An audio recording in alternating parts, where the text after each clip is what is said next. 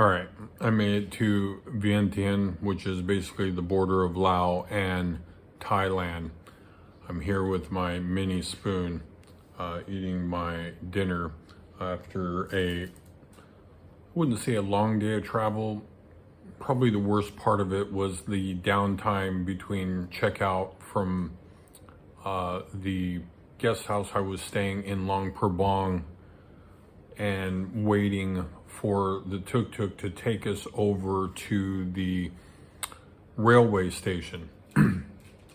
The railway stations, for the most part, are out of town. These are owned by the Chinese. From my experience, it appears that the Chinese own a lot of things in Laos. I am in the heart of Vientiane, and it's a seedy joint. I tend to like a little slower pace place. Looking forward very much to getting back to Thailand. The bus was a little late, so the train was running a little late. I was going to try to hit the border, which closes at 10. But I wasn't able to get there. I was able to get a city bus from the line down here. It worked out pretty well for $1.50, and it's about 45 minutes away. I mean, the railway station is a ways out of town, and the train goes through tunnels and stuff, and pretty much the direct route. It is probably the best way to travel through Laos. However, the tuk-tuk drivers have kind of got the transportation away from the rail station on lockdown. So I was happy to get the bus. When a good example of this is when we crossed over in the Wayside, the border town of Thailand, by Chiang Krong, on I guess would be the west side of Thailand, to make our way to Luang Prabang.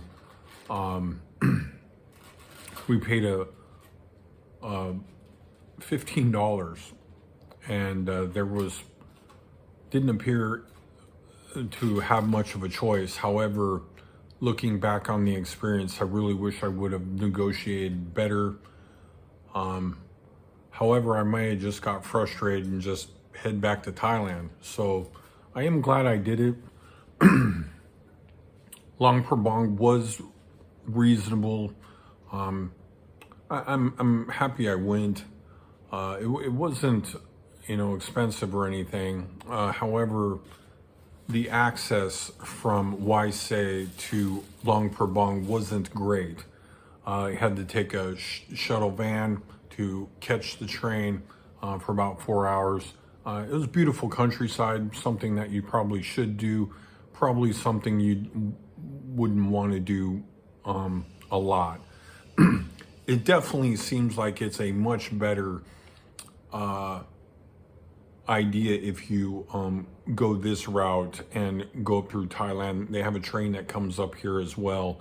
I don't know if that's the same deal as it is with the overnight train going to Chiang Mai.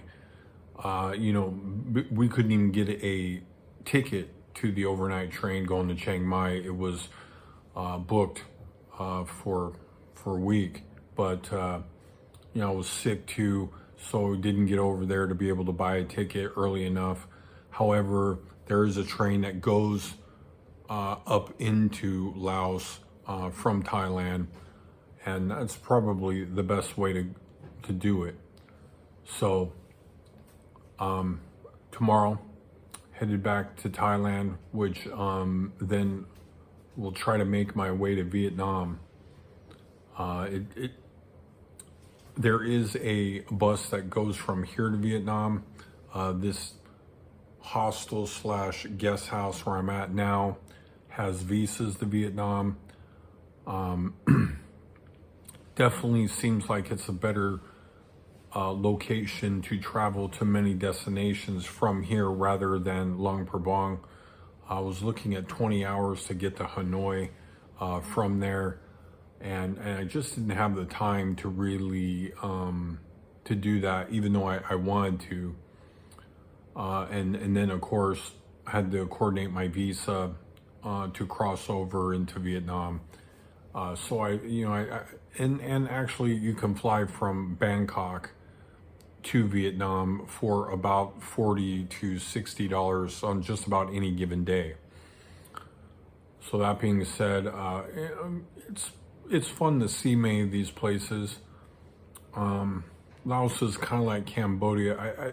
I come away from the experience with a little bit of a mixed feeling for different reasons than Cambodia. But transportation is, and the overall experience is, with guest houses and language barrier and all the above. The river that I went to go see was also a beautiful place.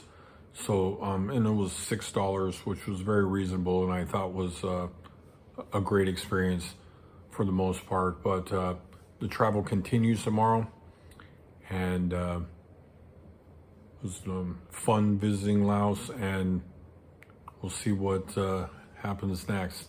I'll catch you on the next video.